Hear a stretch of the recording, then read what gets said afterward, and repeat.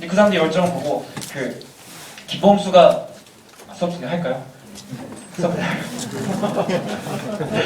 김범수가 노래 부르고 내려와서 했던 말이 너무 인상적이었어요. 너무 열심히 1등 했었잖아요 이번 주에. 아무도 안 보셨나요? 네, 1등, 그러니까 전혀 뭐 아무도 괜찮아요. 1등을 했는데 하고 내려와서 정말 그 몸에 힘이 쫙 빠진다는 얘기를 하더라고요. 최선을 다해서 노래를 하고 나서 몸에 힘이 빠진다 그 얘기를 했는데 그 말을 하고 나는 걸 보면서 아내한테 내가 저렇게 살아야 되는데 설교 끝나고 내려왔을 때 정말 설교단에서 혼신의 힘을 다 쏟아서 복음을 전하고 내려왔을 때 정말 몸에 힘이 쫙 빠질 정도로 최선을 다해서 준비해야 되는데 그렇지 못한 것 같아 아쉬울 때 많다라는 얘기를 나눴는데 공부도 마찬가지인 것 같아요. 여러분들 나는 전도사다죠. 나는 전도사다. 좀만 있으면 나는 목사다 이렇게 찍어야 되겠죠. 나는 가수다가 아니라 나는 목사다. 네. 나는 목사님이다 이렇게 할 수 있겠죠. 아무튼 네 정말 그 사람들이 자신의 직업에 대해서 프라이드를 갖고 최선을 다하는 것처럼 저와 여러분들이 말씀에 대해서 우리가 정말 이렇게 뜨거운 마음으로 열정을 다해서 공부해야 되지 않을까 생각이 들었어요. 네, 오늘은 좀 서론이 길었네요. 네, 그러면 마태복음 21장 시작하도록 하겠습니다. 제가 여러분들이 문제를 푸실 때 표를 하나 그려봤어요. 뭐냐면 예수님의 공생의 나이가 총 33세에 돌아가셨다는 설이 유력하잖아요. 태어나셔서 그 30세쯤에 사역을 시작하셨다는 본문이 누가복음 3장 23절 나와있죠. 30세다. 저는 30세까지 사역, 요셉과 마리아 스라에서 잘 순종적으로 교육을 받으시다가 사역을 시작하셨는데 30세부터 33세까지 성경은 그 예수님의 30년 시간에 대해서는 1장부터 3장까지 마태복음은 그 일부를 할애하고 있고요. 30세부터 33세까지 이 3년간의 시간에 대해서 4장부터 28장까지 총 25장에 걸친 긴 부분을 할애하고 있습니다. 그렇죠? 그리고 또 오늘 이제 시작할 21장 21장은 예수님의 공생의 3년 사역을 다 마무리하신 다음에 십자가 지시기 불과 한 주 전이에요. 그렇죠? 한 주 전. 저희 표를 그리다가 더 이쪽으로 가야 되는데 너무 좀 안 보일 것 같아요. 그런데 이 시간 한 주라는 시간인데 8장을 할애를 해요. 그렇죠? 예수님의 공생의 사역이 25장 중에서 그 중에 8장을 할애를 하죠. 예수님의 예루살렘에 올라가셔서 신문을 받으시고 거기서 논쟁을 하시고 네, 그리고 또 그 중에 26장에서 이제 체포되셔서 순환을 당하시는 장면이 그저 나오는데 그 사건은 이제 2, 3일밖에 안 돼요. 그 사건에 대해서도 무려 3장이나 할애를 하고 있어요. 이 말은 복음서 기자들이 공통적으로 어디에 주목했는지를 보면 알 수가 있어요. 이 사람들이 주목했던 거는 예수님이 사역하셨던 부분, 오랜 시간을 준비하셨던 부분, 여기보다는 예수님이 이 땅에 오신 거는 천국 복음을 전파하는 것도 있지만 결국은 십자가 지시기 위한 거라는 걸 초점을 맞추고 있어요. 그렇기 때문에 예수님이 3년 동안 공생의 사건 통해서 요한복음에 보면은 엄청나게 많은 일들이 있었다 하지만 그것을 다 기록한다면 쌓아둘 곳이 없다고 얘기를 하잖아요.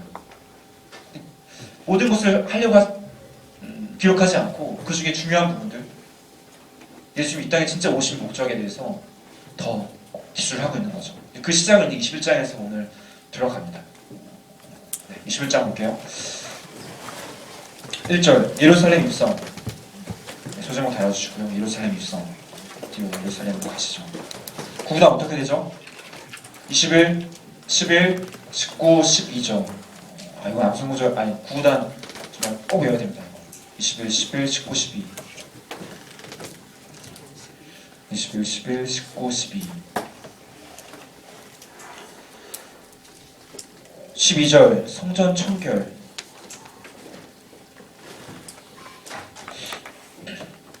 12절은 성전 청결입니다. 21, 11, 19, 2입니다. 요한복음에서는 성전 청결 사건이 예수님 공생의 초기 사건으로 기술을 하고 있죠. 21, 11, 19, 2입니다.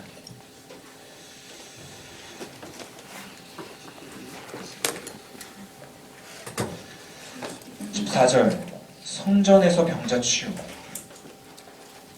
14절 성전에서 병자 치유. 이건 특입니다. 성전 청결 사건과 성전에서 병자 치유하신 사건을 결분시키는 것은 마태 특입니다. 구단이었고요. 18절 무화과 저주. 18절은 무화과 저주입니다. 구단은 21, 11입니다. 21, 11 무화과 저주 21, 11 23절 권위 논쟁 23절 권위 논쟁 구구단은 21, 11, 20입니다. 21, 11, 20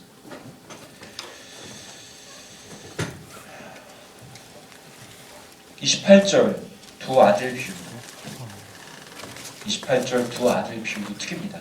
마태이죠. 마태 비유 특 33절 악한 포도원 농부 비유 33절 악한 포도원 농부 비유 구단은 21, 12, 20입니다. 21장, 12장, 20장 혹시 구구단 못 적으신 거 있나요? 다 적으셨죠? 이니셜은 이청병무권두악이 됩니다. 이청병무권두악 이청병무권두악이 됩니다.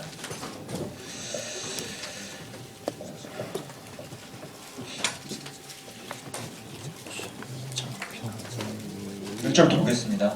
그들 예루살렘에 가까이 가서 밑줄입니다. 감람산 벳박에 밑줄입니다.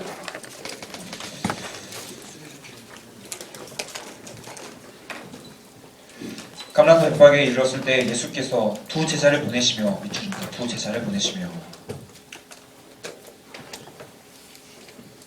예루살렘 가까운 곳에서 감람산 벳박이라는 곳에 도착하셨을 때 제자들 2명을 보냅니다. 그들에게 기상미션을 보내서 이걸 해와라. 네. 다 TV 안 보시죠? 죄송합니다. 네. 오늘 좀 안 되네요. 그래서 지금 2주 만에 해서 약간 적응이 안 되는데 되게 좀 웃겨보려고 하는데 잘 안 터집니다. 2절입니다. 이르시되 너희는 맞은편 마을로 가라. 그리하면 곧 메인 나귀와 나귀 새끼 밑줄입니다. 나귀와 나귀 새끼. 나귀와 나귀 새끼가 함께 있는 곳을 보리니 풀어 내게로 끌고 오라. 마가복음과 누가복음에서는 그냥 나귀 새끼라고 하고 있는데 요한복음은 어린 나귀라고 기술하고 있고요. 중요한 거는 마가, 누가, 요한에서는 나귀 새끼건 어린 나귀건 다 한 마리를 말하고 있는데 마태복음에서만 두 마리를 얘기를 하고 있습니다. 잠시 후 얘기를 할게요. 3절 만일 누가 무슨 말 하거든 주가 쓰시겠다 하라. 그리하면 즉시 보내리라 하시니 4절 이는 선지자를 통하여 선지자 기출이고요. 선지자 하신 말씀에 이루려 하심이라 일렀으되 5절 기출입니다. 시온 딸에게 이르기를 내 왕이 내게 임하나니 그는 겸손하여 낙이 곧 멍에 매는 짐승의 새끼를 탔도다 하라. 스가랴서 9장 9절 말씀을 인용을 했는데요. 예수님이 나귀를 타실 때 스가랴서 9장 9절 말씀을 인용한 건 마태입니다. 마태에서만 이 말씀을 인용했고요.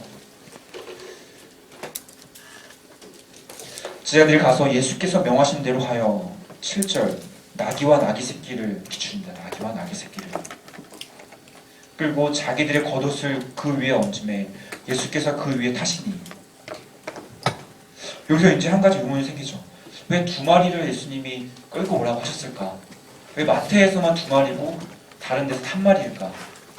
네, 의문이 들죠. 예수님이 두 마리를 번갈아 타신 건 아닐 텐데 우리 한 500m는 낙이 어미 낙이 탔다가 500m는 새끼 낙이 탔다고 그렇게 하진 않았을 텐데 굳이 왜 그랬을까?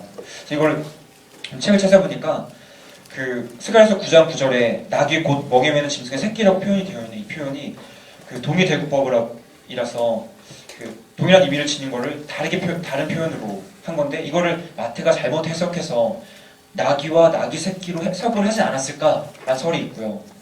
또 한 가지는 이거에 대해서는 마태가 충분히 유대적인 성향이 강했고 전통과 율법에 대해서 박식했던 사람이 그 동의대구법을 유대적인 표현을 몰랐을까? 네, 반론은 충분히 나오더라고요.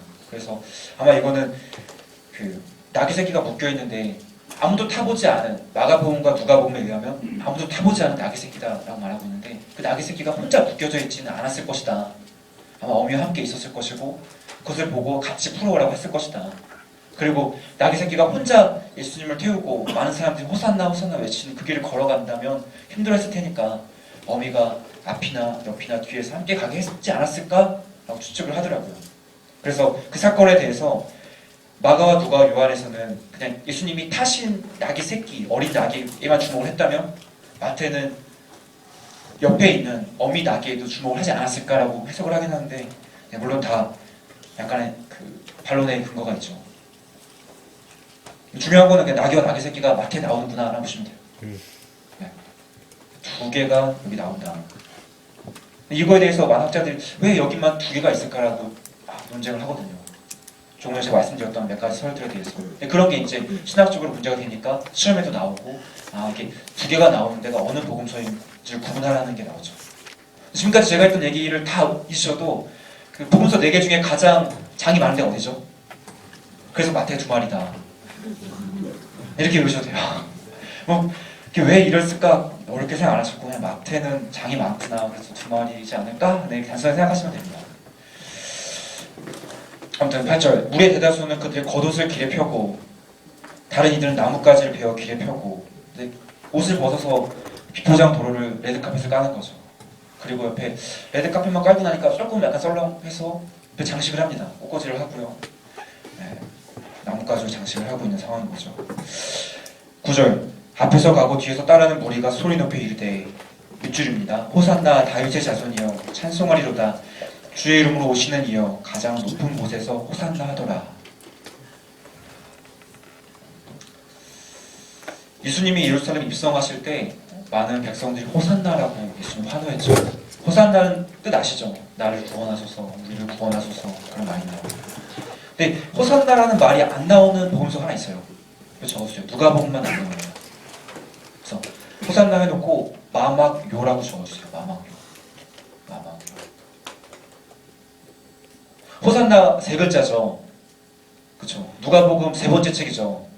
그래서 누가복음에 호산나가 없구나, 이렇게 연결지시면 좀 헷갈리지 않을 것 같습니다. 호산나, 호산나 3글자니까 마망 3번째 책에 호산나가 없다. 그리고 호산나라고 말한 다음에 다윗의 자손이여 라고 말하는 건 마특입니다. 다윗의 자손이여. 다윗의 자손이라는 거는 유대 혈통을 강조하는 거죠. 유대인의 왕이라는, 왕족 출신이라는 걸 강조하고 있기 때문에 그건 마특입니다. 좀 정치적인 성향으로 이걸 해석할 수도 있죠. 마태복음에서 백성들은 예수님을 정치적인 메시아로, 정치적인 구원자로 기다렸다는 것을 암시하기도 합니다. 10절도 밑줄이고요. 예수께서 예루살렘에 들어가시니 온 성이 소동하여 이르되 이는 누구냐 하거늘. 예수님이 예루살렘을 올라오신다는 걸 CCTV에 찍혔어요. CCTV에 찍힌 그 영상이 유튜브에 올라가고 네이버 검색 순위에 1위 올라가니까 사람들이 누구길래 이렇게 시끄럽냐 막 난리가 난 거죠. 11절, 우리가 이르되 갈릴리 나사렛에서 나온 선지자 예수라 하니라. 이 갈릴리 나사렛에서 나온 선지자 예수, 이 말은 갈릴리 나사렛은 굉장히 그 지방에 유명하지 않은데요. 그러니까 예루살렘이 중심이라면 북쪽 지역, 북이스라엘 지역 자체가 좀 소외된 지역인데 그 중에서도 갈릴리 나사렛, 이거는 뭐 지금 따지면 어디가 될까요? 강원도 작은 마을? 그렇게 좀 비하하는 그런 말이었어요. 12절, 예수님이 성전 청결을 하신 사건이 나오는데, 예수께서 성전에 들어가사 성전 안에서 매매하는 모든 사람들을 내쫓으시며 돈 바꾸는 사람들의 상과 비둘기 파는 사람들의 의자를 둘러 엎으시고, 예수님이 성전에 딱 가서 보시니까 이거는 성전에서 못 볼 걸 본 거예요. 돈 벌었다 뭐 그런 거죠. 원래 그 성전에서 제사를 드리기 위해서 사람들이 동물을 끌고 오게 되는데, 멀리서 오는 사람들에게 동물을 끌고 오라고 하는 거는 좀 힘드니까 성전에서 동물을 판매를 했었어요. 판매를 하던 행위가 장사 잘 되는 거죠. 이제 이거 쏠쏠한데 하면서 아예 그 끌고 오지 못하게 하고 성전에서 판매하는 게 더 거룩하다, 그렇게 해서 웃돈을 넣고서 판매를 했다고요. 그래서 사람들이 더 울며 겨자 먹기 식으로 성전에서 판매하는 그런 양과 염소를 사서 번제로 드리고, 결국 이런 행동들은 정치 지도자들과 종교 지도자들이 다 결탁이 돼서 이익을 남기려고 했던 거죠. 결국 가장 깨끗해야 될 성전에서 부정부패가, 뭔가 더러운 행동들이 일삼고 있는 것을 보시면서 예수님이 이건 아니다 하신 거죠. 예수님이 허리띠를 부르시고 이제 분노를 표하십니다. 그들에게 이르시되 기록된 바 밑줄입니다. 내 집은 기도하는 집이라 일컬음을 받으리라. 하여건을 너희는 강도의 소굴을 만드는도다.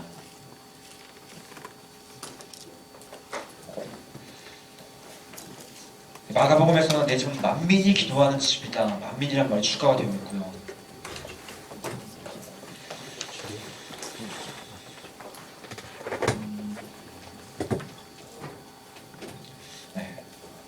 좀 될 것 같습니다. 14절 맹인과 전원자들이 성전에서 예수께 나아오매 고쳐주시니, 성전 청결하신 다음에 성전만 청결하게 하시는 것이 아니라 예수님께 나온 사람들, 그 사람들까지 깨끗하게 치유하십니다. 대제사장들과 서기관들이 예수께서 하시는 이상한 일과 또 성전에서 소리질러 호산나 다윗의 자손이여 하는 어린이들을 보고 놓아요 예수께 말하되 그들이 하는 말을 듣느냐. 예수께서 이르시되 밑줄입니다. 그렇다 어린 아기와 젖먹이들의 입에서 나오는 찬미를 온전하게 하셨나이다 함을 너희가 읽어본 일이 없느냐 말씀하시죠. 그들을 떠나 성 밖으로 기출입니다. 베다니에 가서 거기서 누하시니라.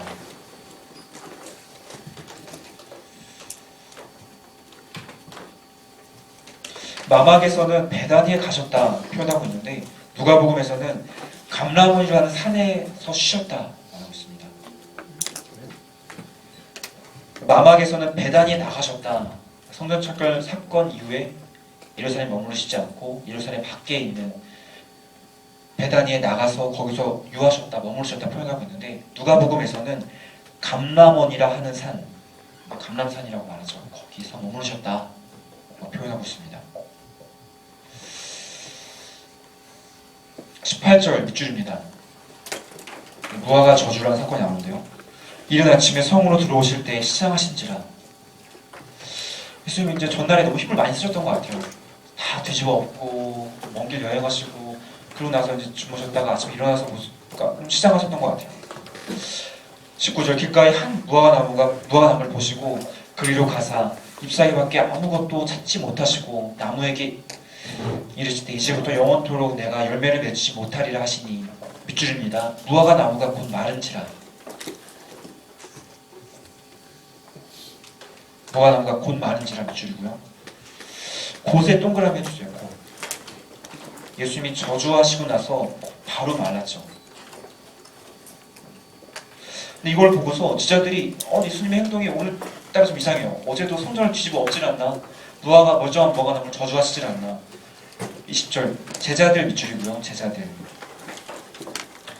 마가복음에서는 베드로가 말했는데, 이상하게 여겨 이르되 무화과나무가 어찌하여 곧 말았나이까. 이 말은 예수님 왜 굳이 무화과나무를 마르라고 저주를 하셨습니까?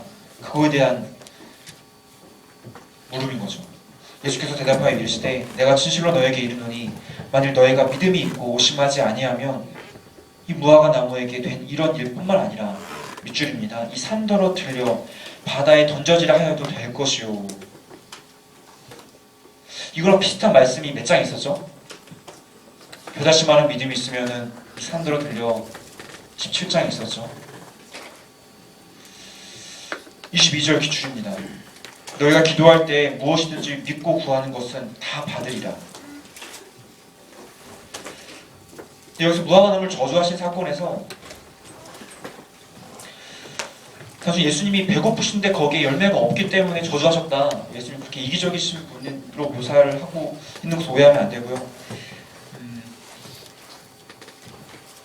19절에서 잎사귀밖에 없고 열매가 없는, 마치 유대인들이 겉은 번지르르 하지만 그들의 중심은 없고 그들의 삶에 열매가 없는 것을 보고서 비유적으로 표현을 하신 거죠. 23절 밑줄이고요.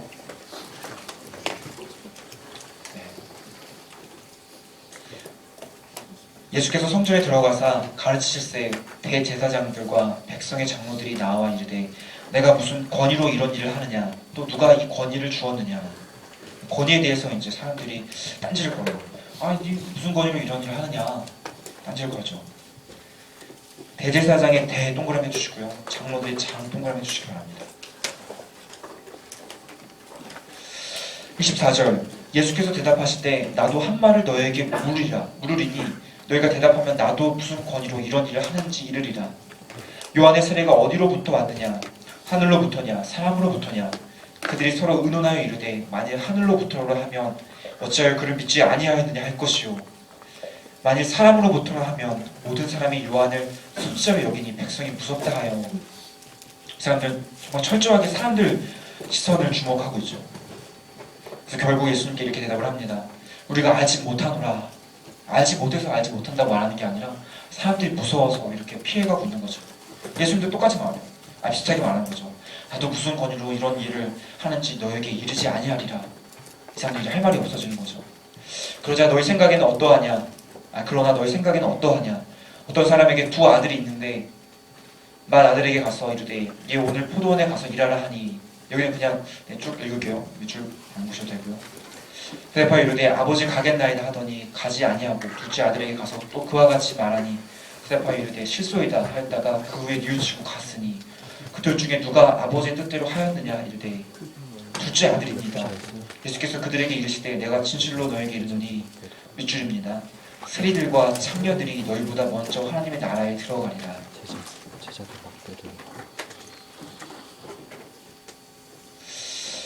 두 아들 비유가 그 마태복음 21장에 나온다는 거, 장을 좀 연결하시면 되고요. 내용은 그냥 어려운 내용이 아니니까.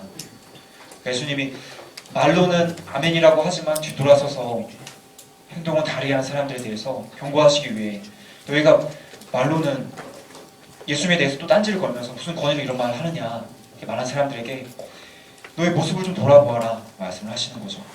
그리고 32절 이어집니다. 32절에 요한이 의의 도 기출이고요. 요한이 의의 도.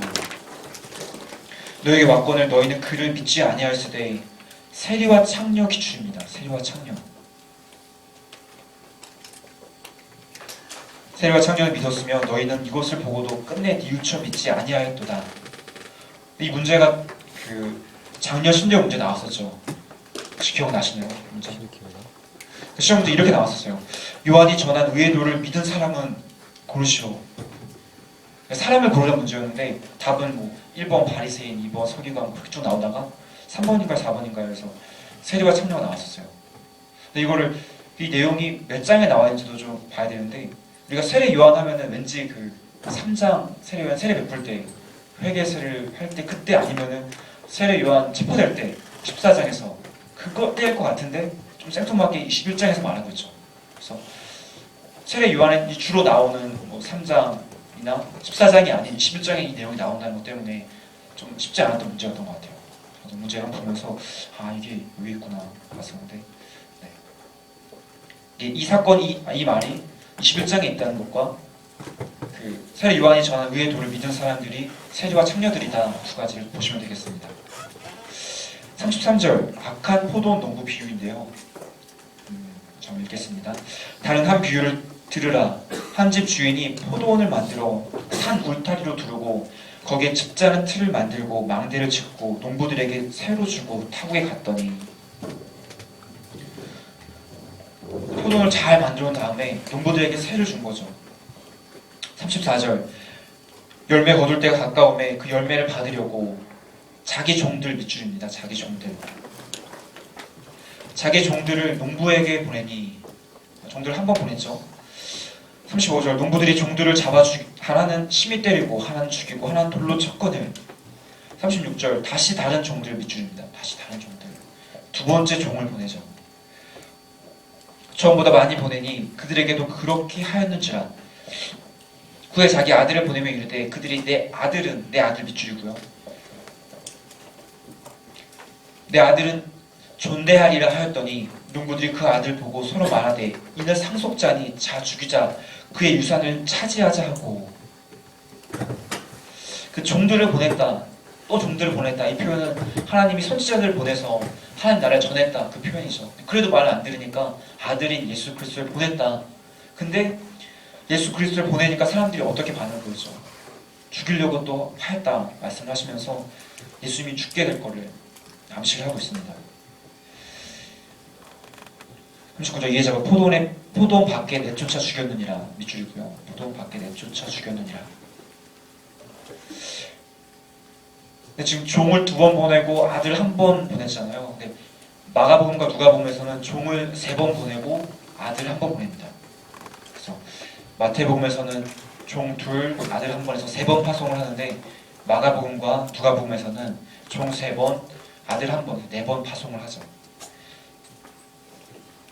40절 그들이 포도원 주인이 올 때에 그 농부들을 어떻게 하겠느냐 그들이 말하되 그 악한 자들을 진멸하고 포도원은 제때에 열매를 바칠 만한 다른 농부들에게 새로 줄지니라. 이들을 심판할 것에 대해서 말씀하고 계시죠. 예수께서 이르시되 너희가 성경의 밑줄입니다. 건축자들이 버린 돌이 모퉁이의 머릿돌이 되었나니 모퉁이의 머릿돌 가로치기고요. 이것은 주로 말미암아 된 것이요 우리 눈에 기이하도다. 함을 읽어본 일이 없느냐. 그러므로 내가 너에게 이르노니 밑줄입니다. 하나님 나라를 너희는 빼앗기고 그 나라의 열매 맺는 백성이 받으리라.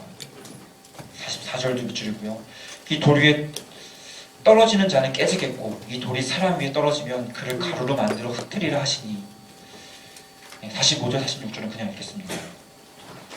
대제사장들과 바리새인들이 예수의 비유를 듣고 자기들을 가리켜 말씀하시는 줄 알고 그래도 눈치는 있었던 것 같아요. 이 말이 딴 얘기가 아니라 바로 내 얘기구나. 눈치가 있어서 좀 양심이 걸렸던 것 같아요.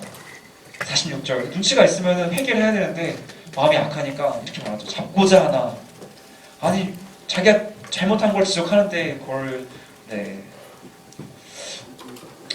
화를 내고 있죠. 잡고자 하나. 무리를 무서워하니. 정말 사람들 엄청 눈치 보며 살고 있어요. 힘들게 살죠. 예수님 잡으려고 하는데 무리 때문에 또 못 잡고 비겁한 사람들입니다. 이는 그들이 예수를 선지자로 알미었더라. 선지자 밑줄입니다. 선지자. 33절부터 45절까지 포도원 농부 비유가 나오는데 그러니까 편의상 이제 악한 포도원 농부 비유다라고 달았잖아요. 근데 그 모의고사에서 이런 문제가 나온 적이 있었어요. 그 마태복음에서 포도원 농부 비유가 나오는 장 몇 장인가요? 19장, 20장, 21장, 22장 몇 장이죠? 21장이잖아요. 근데 20장에 포도원 품꾼 비유가 나오잖아요. 그것과 약간 헷갈려서 그 이니셜을 장제목으로 외우다 보면은 21장에는 포라는 글자 안 들어가잖아요. 악이라는 글자가 들어가니까 포도원 농부 비유는 20장에 나오는구나 라고 생각할 수 있는데 20장에서는 포도원 농부가 아니라 품꾼이죠. 품꾼은 일용직 근로자고 포도원 농부는 그 정규직 근로자입니다. 그렇죠?